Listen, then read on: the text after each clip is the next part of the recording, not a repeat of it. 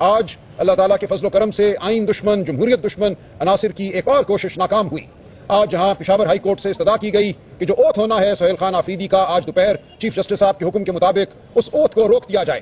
لیکن Peshawar high court کے ایک 2 رکنی بینچ نے یہ استدعا مسترد کر دی ہے۔ تو انشاءاللہ آج ہم گورنر ہاؤس جائیں گے، سہیل خان آفریدی انشاءاللہ آج 3 اور 4 بجے کے درمیان اپنا اوتھ اٹھائیں گے۔ گورنر صاحب نے شیڈیول جاری کر دیا ہے اور انشاءاللہ آج اس صوبے میں ایک نئی حکومت شروع ہوگی اور ہم آگے بڑھیں گے آئین کی پاسداری کے لیے، عمران خان کی رہائی کے لیے، اس ملک میں، اس صوبے میں جمہوریت کے لیے، انسانی حقوق کے لیے، اس صوبے کے عوام کے خون کے تقدس کے لیے ہم آگے بڑھیں گے۔ تو آپ سب کو مبارک ہو، میں صوبے کے عوام کو، پورے پاکستان کے عوام کو مبارکباد دیتا ہوں کہ آج ایک بار پھر جمہوریت کی فتح ہوئی ہے۔ اس ملک میں جمہوریت ہمیشہ 78 سال سے زیر عتاب رہی ہے، اس ملک میں جمہوریت پر ہمیشہ حملہ کیا گیا ہے، لیکن آج جمہوریت کے پاسبان ڈٹ کر کھڑے ہیں۔ میرے ساتھ کھڑے ہیں جنید اکبر صاحب، میرے ساتھ کھڑے ہیں عمر ڈار صاحب، چندانہ بی بی، شوکت بسرا اور ہمارے بے شمار سپاہی کارکن۔ ہم سب عمران خان کے کارکن ہیں، ہم سب جمہوریت کے کارکن ہیں، ہم ڈٹ کر کھڑے ہیں، ہمیں کسی کے خوف، کسی کے غضب کا خوف نہیں ہے۔ ہم بلا خوف اب جمہوریت کے لیے لڑیں گے، صوبے اور اس ملک کے عوام کے لیے لڑیں گے، آئین اور قانون کی پاسداری کے لیے لڑیں گے۔ ہوتی ہے تو میں دوبارہ کہتا ہوں کہ ادارے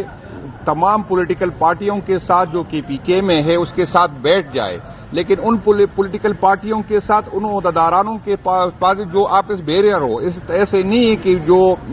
ساری دن کمانڈر صاحب کی حاضری لگاتے یا سیف ہاؤس کی حاضری لگاتے، تو وہ پولیٹیکل پارٹی جس کے روٹس ہے، وہ پولیٹیکل پارٹی جو عوام میں ہے، آپ بیٹھ جائے، حل نکالے۔ میں وعدہ کرتا ہوں کہ پاکستان تحریک انصاف آپ کے ساتھ کھڑی رہے گی، انشاءاللہ تعالیٰ آپ کے جو بھی فیصلہ ہوگا انشاءاللہ تعالیٰ ہم ساتھ دیں گے، اس ملک کے فائدے کے لیے، اس صوبے کے فائدے کے لیے۔ ہم چاہتے ہیں کہ ہم آگے بڑھے، ہم اکٹھے ہوں گے تو ملک ترقی کرے گا۔ میں آپ کو یہ بتانا چاہتا ہوں کہ آپ ایک قدم ہماری طرف آئے، ہم وعدہ کرتے ہیں کہ ہم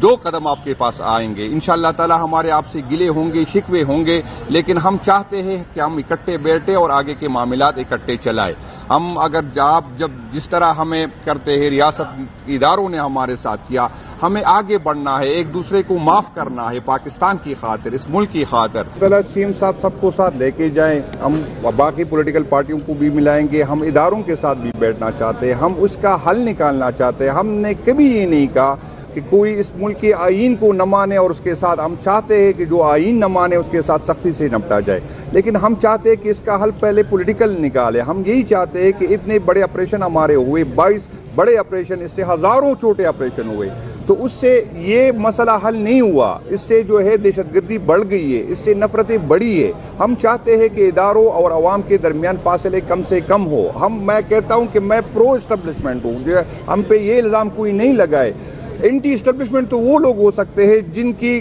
اعمال کی وجہ سے، جن کی وجہ سے جو ہے عوام اور اداروں کے درمیان فاصلے بڑھے۔ ہم چاہتے ہیں کہ عوام اور اداروں کے درمیان فاصلے کم سے کم ہو، ہم چاہتے ہیں کہ ہم اداروں کے پیچھے ہو، ہم چاہتے ہیں کہ ادارے ہمارے پیچھے ہو۔ تو اس کا حل جو ہے آپ جس طرح آپ نکالے، یا ہمیں مطمئن کرے یا ہماری بات سنیں، لیکن ڈنڈے کے زور پہ ہم پہ اپنے فیصلے مسلط نہ کریں۔